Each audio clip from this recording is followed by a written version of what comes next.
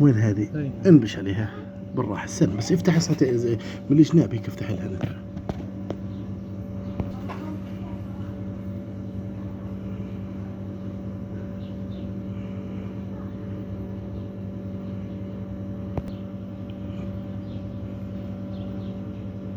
سبحانك يا رب.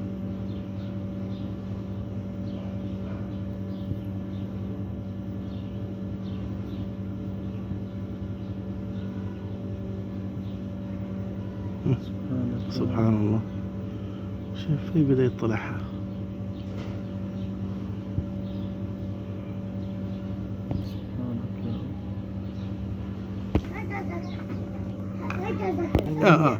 افتح وسع. طب روح يلا عمي.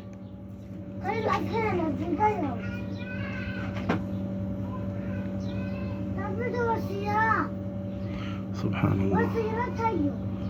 ولادة قيصرية للنحلة. اللهم صل على سيدنا محمد. سبحان الله. سبحانك يا رب. على فكرة هيك كمان واحدة بذكي. افتح.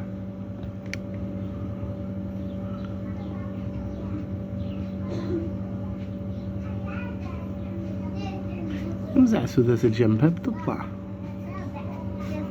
عشان الجنب.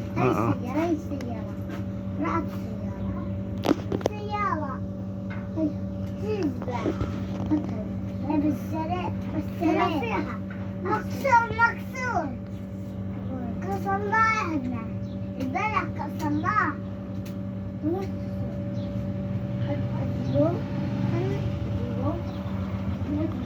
سبحان الله. هيك كمان واحدة بذكي. عجلب هي. هي عجلب. سبحان الله. في منها تحت كمان تنتين. سبحان الله. هذا 200. هذه يرقة صغيرة لسه. في كمان تحتيهن لما تقلب بس عشان الرمل جاي على البرواز. عندك كذا.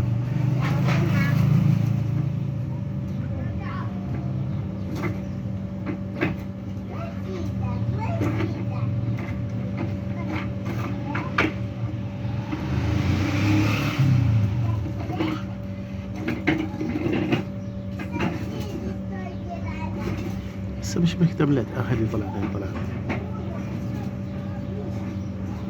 سبحان الله.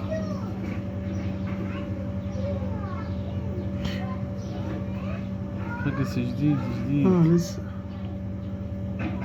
أول مرة بشوف هذا البرواز بيكون انكسر في الماكينة. هاي في واحدة عندك مع ماكينة الطرد المركزي بتلاقيه بينكسر، بتفتت الشمع، ما بيقدروش يرجعوا للنحل تاني. عشان هيك بتخلصوا منه بأي وسيلة، انه يرموه في الشارع في أي حاجة. والصح انه يرموه عند النحل عشان النحل ينظف هذا مش مكتمل ينظف شو اسمه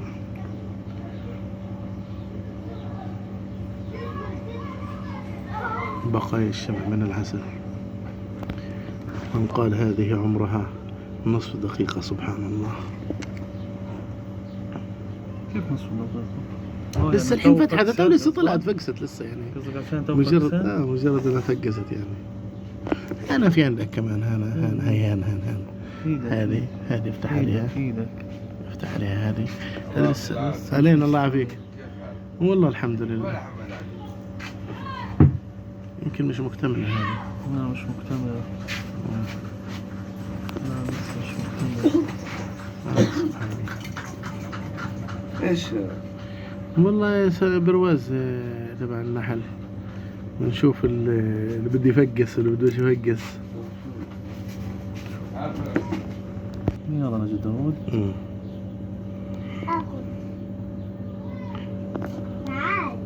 تعال تقرصش لسه صغيرة تخافش.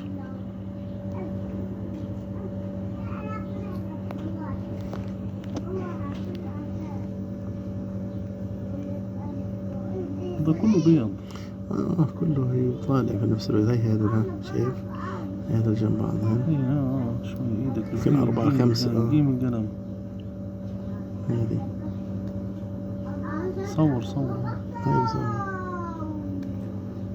سبحان الله. يخرج الحي من هذا الميت. بتحط عليه انت صوت الفيديو هذا. لا هذا عشان على اليوتيوب بدي انزله بالصوت تبعنا هيك عشان الحقوق، لكن على التيك توك بنغير الاشي. هي هذه كمان امسك مالك. سبحان الله.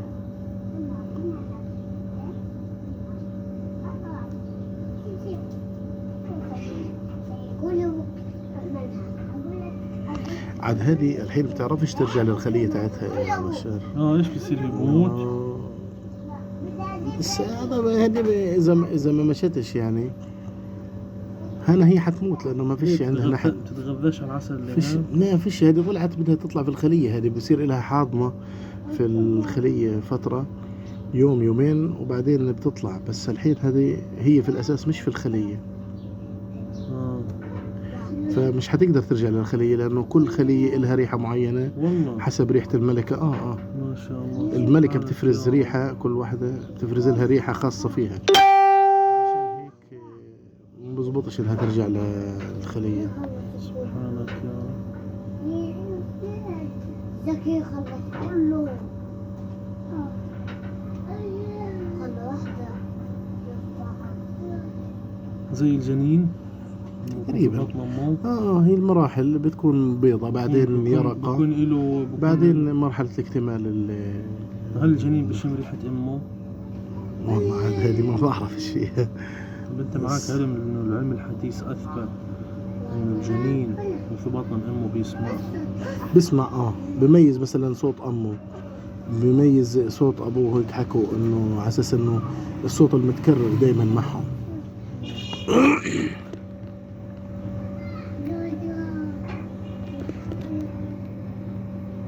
سبحان الله. عارف كله على وجه كان انه يفقس، بس طمع المزارع عشان خاطر يطلع له كيلو عسل زيادة، فهذا بسموه بلغتهم انه الريش هذا الفقس الجديد. الخلية قديش معدلها ترمي؟ سيبك من السكر يطعم وما يطعمش لا طبيعي. معدلها الطبيعي سبتها من 2 ل 3 كيلو. من 2 ل 3 كيلو طبيعي، لأنه عندك تقريبا أكثر من 100,000 نحلة في الخلية، وفي عندك أكثر أنواع يعني للنحل. في عندك الشغالة، في عندك الملكة، في عندك الجيش الحماية والمكافحة تبعهم. يعني لما يكون 100,000 واحدة يعني يوميا تقريبا بكلفهم نص كيلو.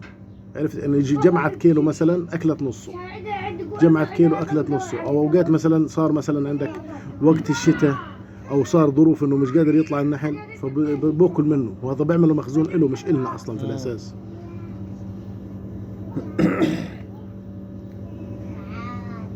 طلعوا ما شاء الله يطلع لنا زي 20 واحد. أنا بالصدفة لقيته.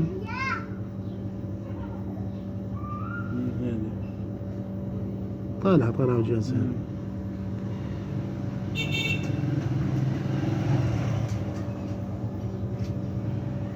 اللهم صل على سيدنا محمد عليه الصلاة والسلام. هذه آية بين أيدينا. الله يخرج كما قال الله في كتابه العزيز يخرج الحي من الميت. هذا شمع جاف لا حياة فيه، إلا أنه سبحان الله تخرج منه يرقات النحل حية. سبحان الله.